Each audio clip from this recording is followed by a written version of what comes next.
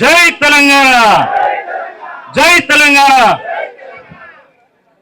ఈ నిరుద్యోగ గర్జనకు అధ్యక్షత వహిస్తున్నటువంటి సోదరుడు జనార్దన్ గారు, ఈ కార్యక్రమంలో పాల్గొంటున్నటువంటి పెద్దలు, పార్లమెంట్ సభ్యులు, బడుగు బలహీన వర్గాల కోసము నిత్యము శ్రమించేటువంటి ఆర్ కృష్ణన్న గారు, ప్రముఖ జర్నలిస్టు విఠల్ గారు, పృథ్వీ గారు, అశోక్ సార్, అదేవిధంగా ఇటీవల జరిగినటువంటి ఎమ్మెల్సీ ఎన్నికల్లో స్వల్ప తేడాతో ఓడిపోయినటువంటి మన ప్రసన్న హరికృష్ణ గారు, మా ఊరుగల్లు బిడ్డ పృథ్వీ అన్న, మరో ఊరుగల్లు బిడ్డ మన జడ్సన్ గారు, అదేవిధంగా నిరుద్యోగ సోదరులకు, ఉద్యోగార్థులకు, వివిధ జిల్లాల నుండి వచ్చేసినటువంటి యువతకు అందరికీ పేరు పేరున నమస్కారాలు.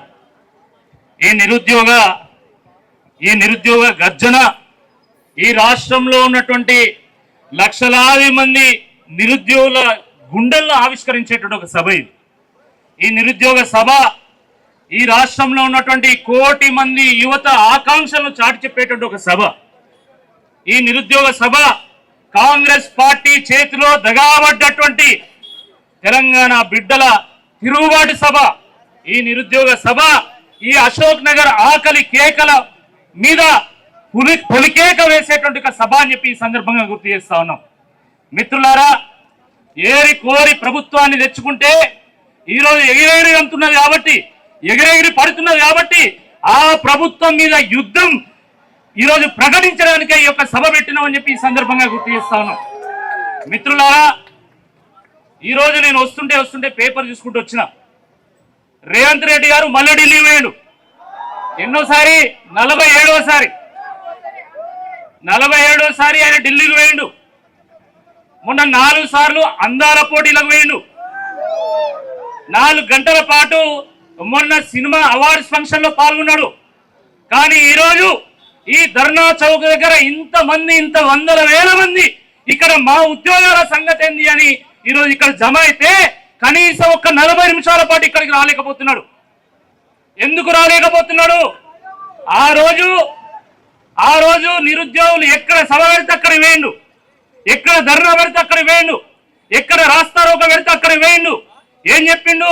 నేను నిరుద్యోగుల సమస్యను పరిష్కారం చేస్తా అన్నాడు. కానీ తిరిగి 18 నెలల తర్వాత చూస్తే ఏం జరిగిందయ్యా అంటే నిరుద్యోగ సమస్య పరిష్కారం అయింది. ఎక్కడ? కాంగ్రెస్ పార్టీలో. వాళ్ళ ఎమ్మెల్యేలు, ఎంపీలు, మంత్రులు, ముఖ్యమంత్రి, ఈ అందరు నిరుద్యోగులంతా ఈ యొక్క పోస్టర్లో వాళ్ళు ఫిల్ అయిపోయారు. కానీ ఇక్కడికి రమ్మంటే మాత్రం వాళ్ళు రారు. ముఖ్యమంత్రి గారు ఆ రోజు ఎన్నో మాటలు చెప్పిండు. మన తెలంగాణలో పెడతామంటే ఆశపడతాం. మనం 2 లక్షల ఉద్యోగాలు ఇస్తాము, జాబ్ క్యాలెండర్ ఇస్తాము, జియో 46ను రద్దు చేస్తాము, మెగా డిఎస్సిని వేస్తాము అని చెప్పి ఆ రోజు మాటలు చెప్తే ఈ రాష్ట్రంలో ఉన్నటువంటి యువత అంతా కూడా ఏకమై ఇదే అశోక్ నగర్ నుండి ఆ రోజు బస్సు యాత్ర చేసిండు. ఈ తెలంగాణ రాష్ట్రంలో ఉన్నటువంటి ప్రతి గ్రామానికి, ప్రతి గూడెంకు, ప్రతి తండాకు వెళ్ళి గడప గడపకు పోయి ప్రతి గుండెను తట్టి మా కోసం మీరు కాంగ్రెస్ పార్టీకి ఓటేయని కాళ్ళ ఏళ్ల మీద పడితే రైతులు, కార్మికులు, కూలీలు ప్రతి ఒక్కరు కూడా ఈ రాష్ట్రంలో కాంగ్రెస్ పార్టీకి ఓటు వేస్తే, 1 కోటి ఆశలతోని ఓట్లు వేస్తే కాంగ్రెస్ ప్రభుత్వం వచ్చింది. అని ఏం జరిగింది? ఉద్యోగాల ముచ్చట అడిగితే నేను 60,000 ఉద్యోగాలు ఇచ్చిన అంటాడు. నువ్వు నీ క్యాబినెట్ లో ఉన్నటువంటి 6 మంత్రివర్గ పోస్టులనే భర్తీ చేయగలరు, నువ్వు 60,000 ఉద్యోగాలు ఇస్తావా? కొంచెమన్నా ముఖ్యమంత్రి గారికి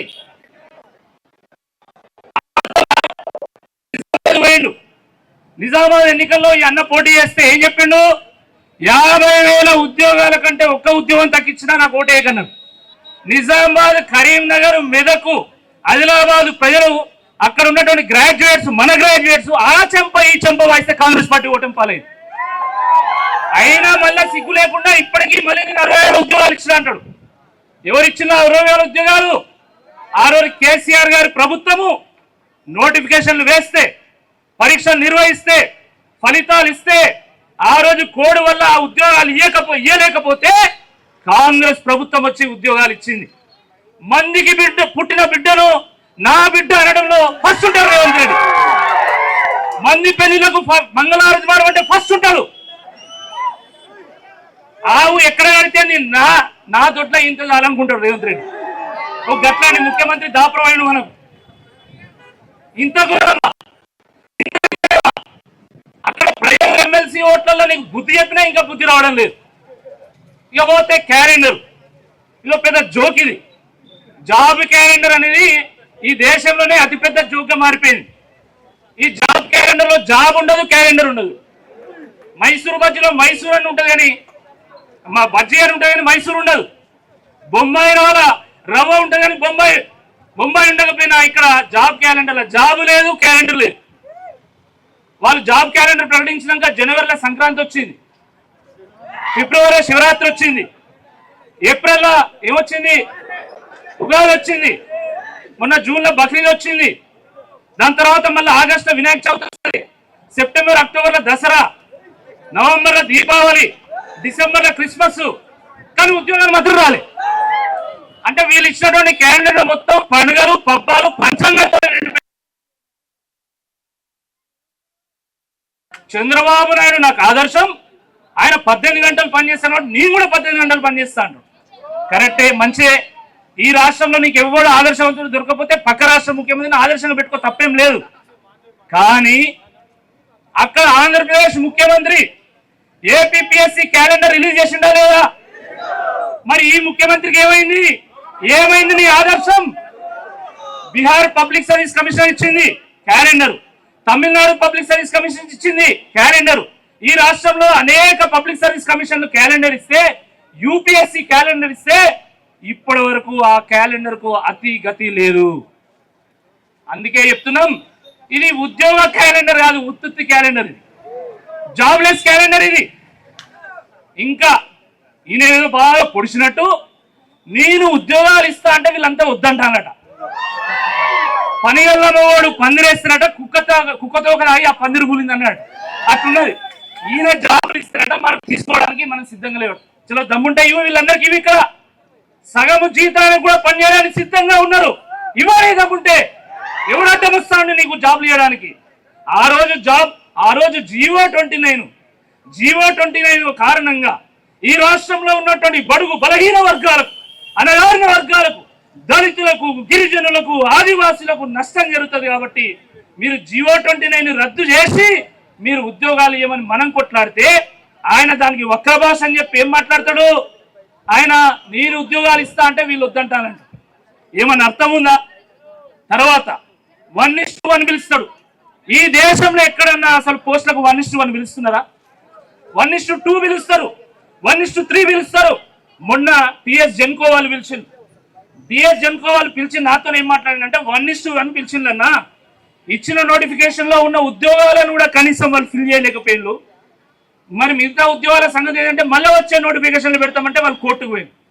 మిమ్మల్ని ఏమో ఈ నిరుద్యోగులు అందరు కలిసి సెక్రటేరియట్ మెట్లెక్కిస్తే మీరేమో ఈ నిరుద్యోగులను కోర్టు మెట్లెక్కిస్తున్నారు, జైలు మెట్లెక్కిస్తున్నారు. బిడ్డ, ఈ రాష్ట్ర యువత తలుచుకుంటే ఏదైనా సాధ్యమని చెప్పి ఈ సందర్భంగా నేను గుర్తు చేస్తా ఉన్నా. మిత్రులారా, ఇక జీవో 46 గురించి అయితే మీ అందరికీ తెలుసు. ఎంత ఘోరం అంటే 60-70 మార్కులు వచ్చిన వాడికి హైదరాబాద్ లో పోలీసు ఉద్యోగం వస్తుంది.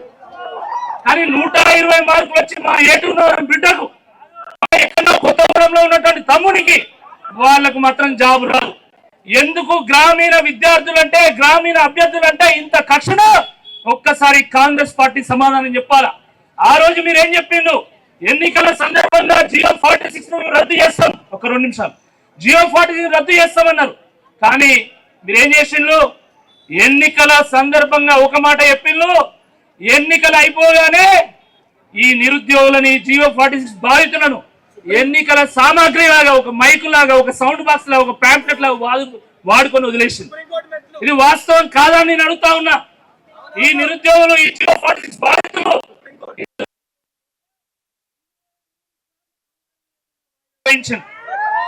నేను కూడా అయిన వాళ్ళతో కోర్టుకు వేస్తే మళ్ళీ సుప్రీంకోర్టు పోయినాం.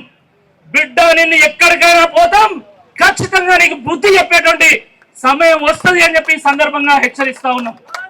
చాలా ఘోరం ఇది. మీరు నిన్న మొన్న చూసిండ్రు.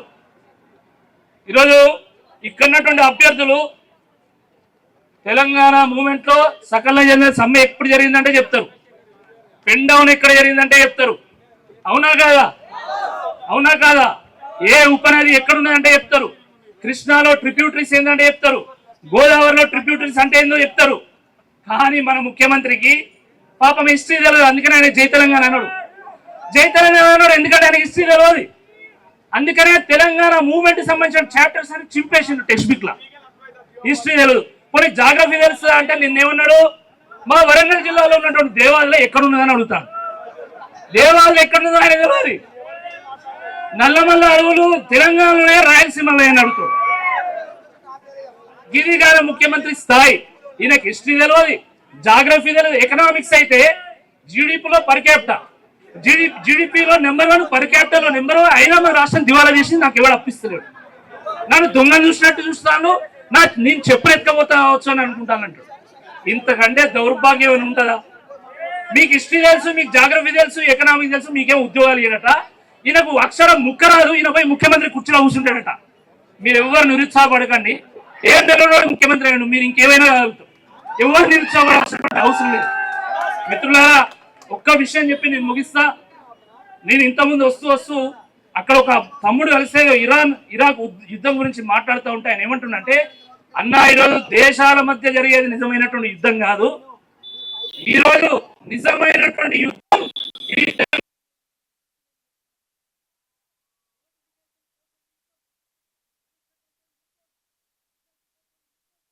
నియామక పత్రాల కోసం యుద్ధము, ఇంట్లో యుద్ధము, పక్కనతో యుద్ధము, పియర్స్ తోని యుద్ధము, ప్రభుత్వంతో యుద్ధం, ఇన్ని రకాల యుద్ధాలు చేస్తున్నామా.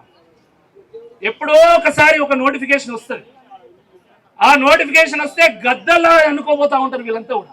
గ్రూప్ 1 ఏమైందండి? గ్రూప్ 1 ఆ రోజు పృథ్వీ అన్న, నేను విఠల్ గారు, మేమందరూ కూడా సోమాజీ కూడా ప్రెస్ క్లబ్ లో ఈ తమ్ముడు పిలిస్తే మేము పోయి మాట్లాడినాం. ఏం మాట్లాడినాం?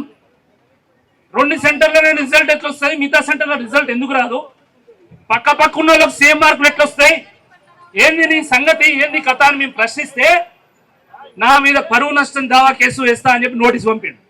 అరే బిడ్డ, ఈ తెలంగాణ గడ్డ మీద పుట్టినటువంటి ప్రతి బిడ్డ డిఎన్ఏలో తెగింపు ఉంటది, తిరుగుబాటు ఉంటది, త్యాగం ఉంటది.